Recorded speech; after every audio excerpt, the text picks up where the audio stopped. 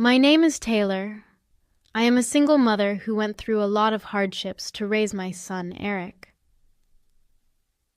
Many single mothers out there have supportive families.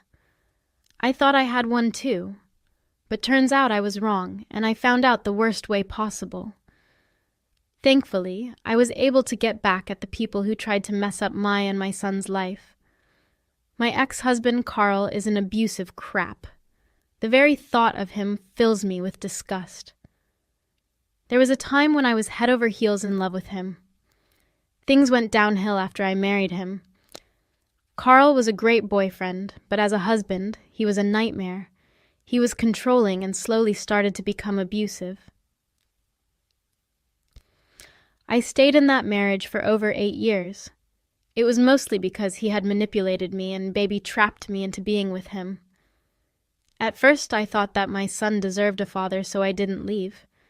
However, things took a turn for the worst one day when Eric was 5. Carl started to hit me very hard. My poor son saw me in pain and tried to stop his dad from beating me. Carl was so deep in anger that he ended up pushing Eric to the floor. That's what it took for me to leave him. One call to CPS and the police was enough to keep Carl away. However, he was determined to get back at me. He said, "You think you can run away from me, Taylor? That will never happen. Sooner or later, I will have you and my son back in my house. You just wait and watch. We are getting a divorce, Carl. There is no way in hell that I will allow you near me and my son again, even if we divorce. I'll find a way to take Eric. I am his dad and I have rights. He will be in my home and so will you. Mark my words." Carl's behavior and his violent history made me very paranoid. My son was extremely traumatized and had to go to therapy to deal with his issues. A long court battle later, me and Carl were finally divorced. I didn't end things there. I literally moved away near my parents and sister to be safe from Carl. I even got restraining orders against him. It was the most horrific time of my life. Carl never knew where I had moved. He could have guessed, but he didn't have my exact address. Being near my parents and sister made me feel safe. However, my parents were not really that supportive of my divorce. They said, "Was it really necessary to get a divorce? You two could have attended therapy and talked it out. It's not a big deal."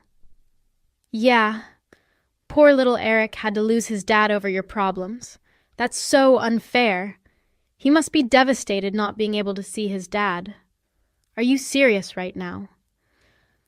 "Carl used to beat me up, Mum, and he had put his hands on Eric as well. My son was only trying to protect me. How can you not see what a monster Carl is?" "Mom, Dad, you two need to be a little sympathetic about Taylor. She has been through a lot. You have no right to make her feel guilty. She did the right thing. But first, Mum and Dad used to try and talk to me about letting Eric see his dad. However, I never allowed it. My parents were never happy with my logic. They always said, 'Why don't you let Carl visit Eric? He must miss his son. How would you feel if I wasn't around when you were growing up?' I know I would have been devastated. Taylor, you lived and prospered in a household with 2 parents. You can't be so selfish with Eric. He deserves the love of his father.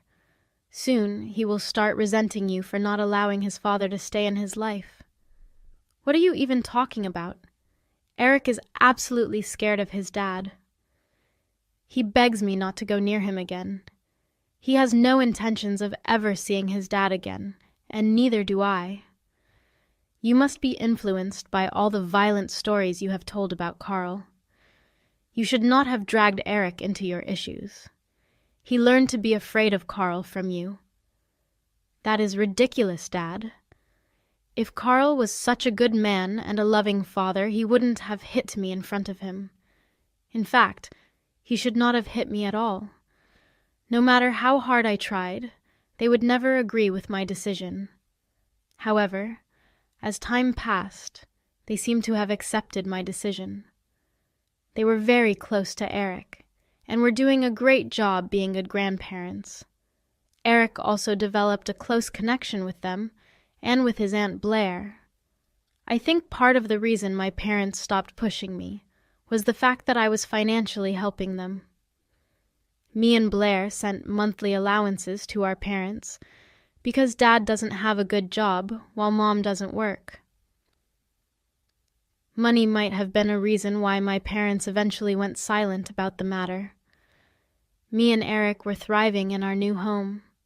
Eric joined a local school while I was working a good job in an office. Things were going great, and I was happy surrounded by family. However, I had no idea that my loved ones could be so horrible to me. My second biggest betrayal in life happened just a year after I left Carl. I was all set to go on a business trip to another city. I couldn't take Eric because there were no provisions to keep children at work. So, I was in a rut, wondering what to do with Eric. That's when my mom and dad suggested the plan. They said, "So, I heard you will be leaving for a business trip soon. Me and Stuart have been thinking about babysitting Eric for you.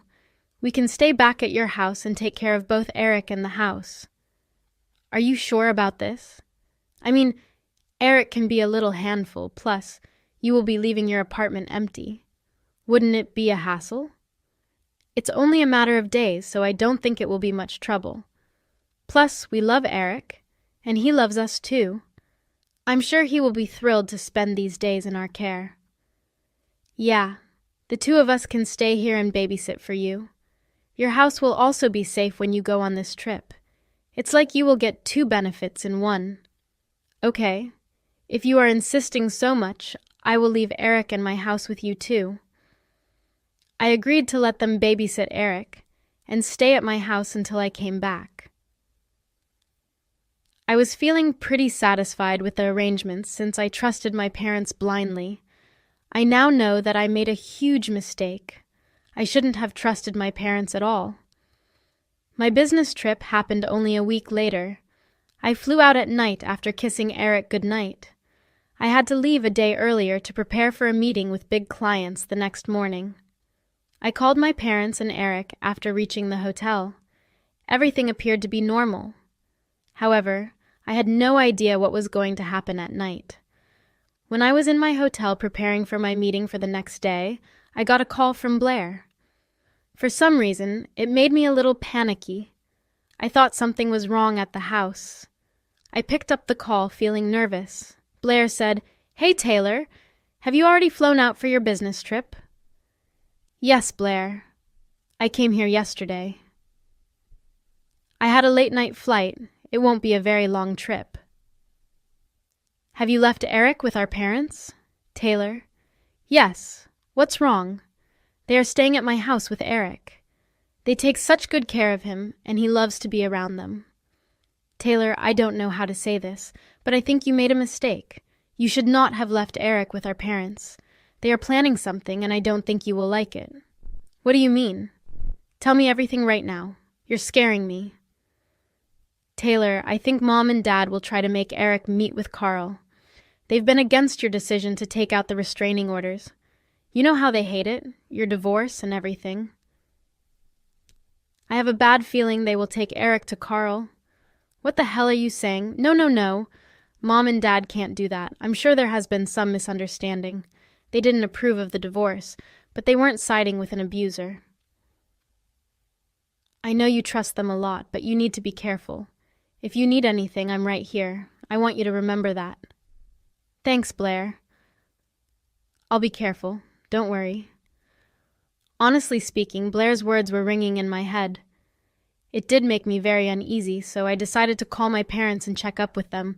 I said, "Hey, Mom, can you hand over the phone to Eric?" "Oh, I want to talk to him a little. I'm missing him a lot." "I can understand, Taylor. Hold on. I'll put him on the phone." "Mom, are you there?"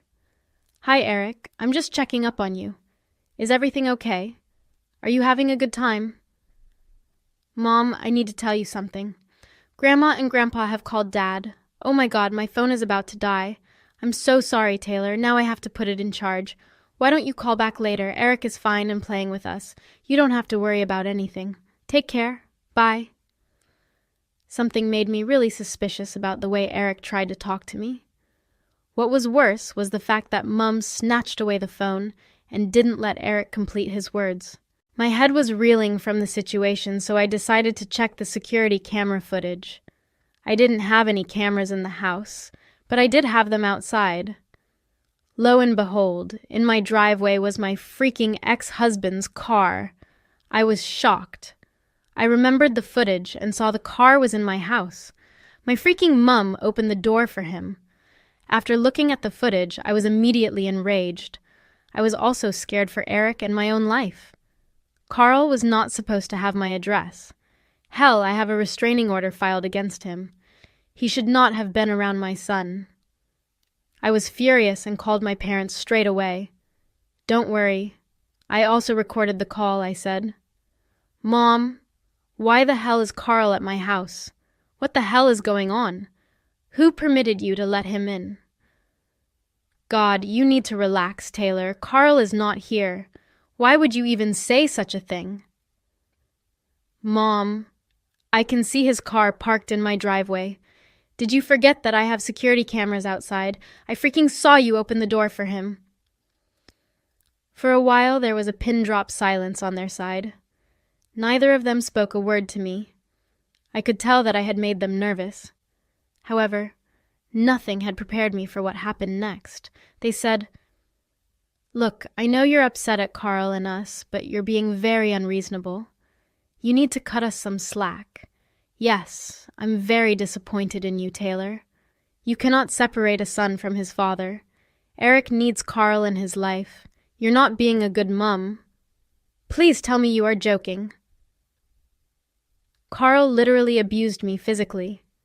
Hell, he even hit Eric when he tried to save me. How can you allow Carl back into his life again? I have a restraining order against him, for God's sake. That was a long time ago, Taylor. We must forgive people. He has changed. Your stupid restraining order was causing a lot of problems. Yes, so I and your mum decided to take matters into our own hands. We gave Carly our dress since you won't. We reunited father and son. They are so happy together. Mom, Dad, I will give you exactly 5 minutes to kick Carl out to the curb. If you don't, there will be consequences. Don't threaten us, Taylor. We are your parents. You are 3,000 miles away. What will you do anyway? Carl will stay here as long as he wants. We are planning a picnic tomorrow. Now, I am hanging up before you talk any more nonsense. Mom said that and simply hung up on me.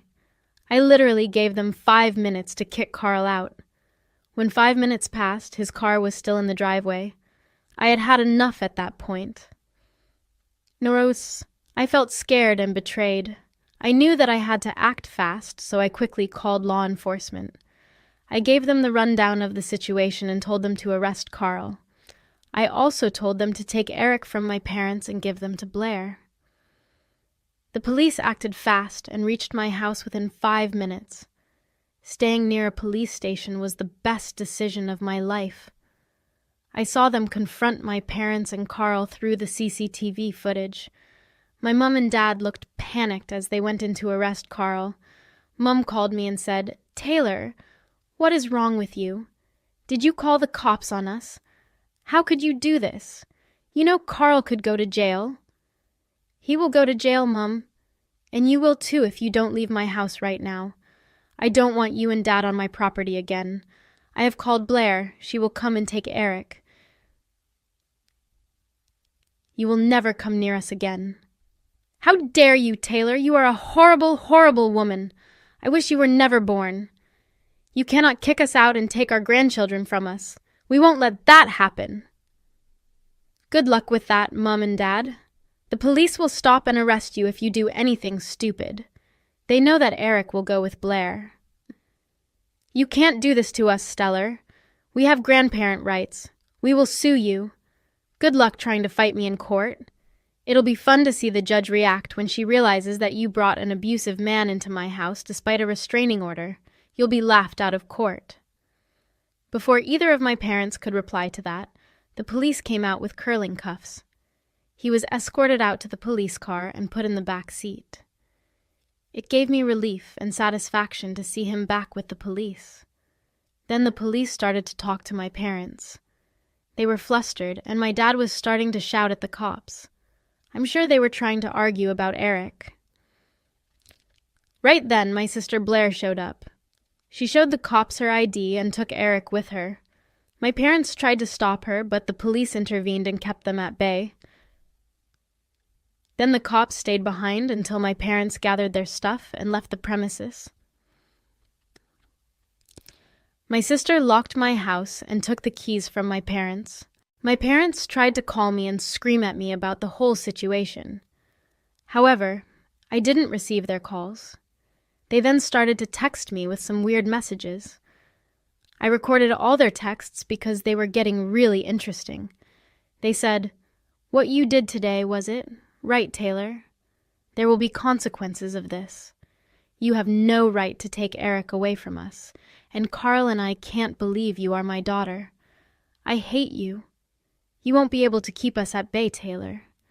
You are a working woman. You won't be with Eric all the time.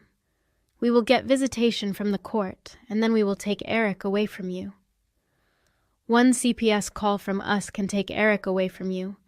If you think you are smart, we are much smarter than you. We will call CPS and tell them some bad stuff. They'll place Eric in our care, and he'll never return to you. That will never happen. Eric will stay with me, and I will do everything in my power to keep him safe. We know where Eric goes to school, Taylor. We know your address. We'll find a way to be with him. You cannot stop us. Yeah, if you act crazy, we will take him away from you. You will never see him again." My parents are stupid. Yes, I can see now that they are horrible people, but they are also very stupid. They still expect that everything will go their way. They had no idea what I was going to do. Only time will show them. He had already made a huge mistake teaming up with my parents. He would suffer as well. I quickly completed all my work and returned home as soon as possible. Blair kept Eric safe, and he was staying at her house until then. "Mom, you came back." "I thought you won't come back for me." "Eric, what are you saying? I went on a business trip. Of course I was coming back." "Dad said you had left me, Mom. He said that he will take me away with him. He showed me pictures of his house and everything. I was scared. I didn't want to go with him. Eric, listen to me. I will never let Carl take you or even be near you again. I'm not going anywhere. I promise you, son." I spent a long time consoling Eric and making sure he was okay. Apparently, Carl was talking about me abandoning him and how he was there to take Eric away. I was freaking pissed at Carl. CPS did get involved and heard Eric's account. They recommended therapy, and Eric is already going to one. I have also signed up for group therapy for me and Eric. Our therapist is a great woman and really helps us get over our trauma. All the documentation of crimes committed by Carl was used by my lawyer in court. He was charged with attempted kidnapping and violating a restraining order. He's actually looking at jail time. I'm currently in the process of making Carl terminate his rights to Eric. My son deserves a good dad and not an abuser like Carl. My lawyer is very skilled, and we are hoping for a smooth process. As for my parents, they did try to sue me for grandparent rights. The judge took one look at my code history and the texts they sent and dismissed the case. I went a step ahead to get restraining orders against them. The judge approved that straight away. Currently, I have shifted with my son to a different state. I got a promotion at work and took a higher position in a different city. It helped me move away from my parents. Blair does visit me from time to time. She has even cut off contact with our parents and is thinking of moving to my city. My parents are having a hard time with money since me and Blair have both stopped helping them out. They were forced to look for extra jobs. Lawyers' fees drained their savings and have made them really financially unstable. Meanwhile, me and my son are thriving in this new environment. I have no intention of ever contacting my parents or allowing Carl to traumatize my son again,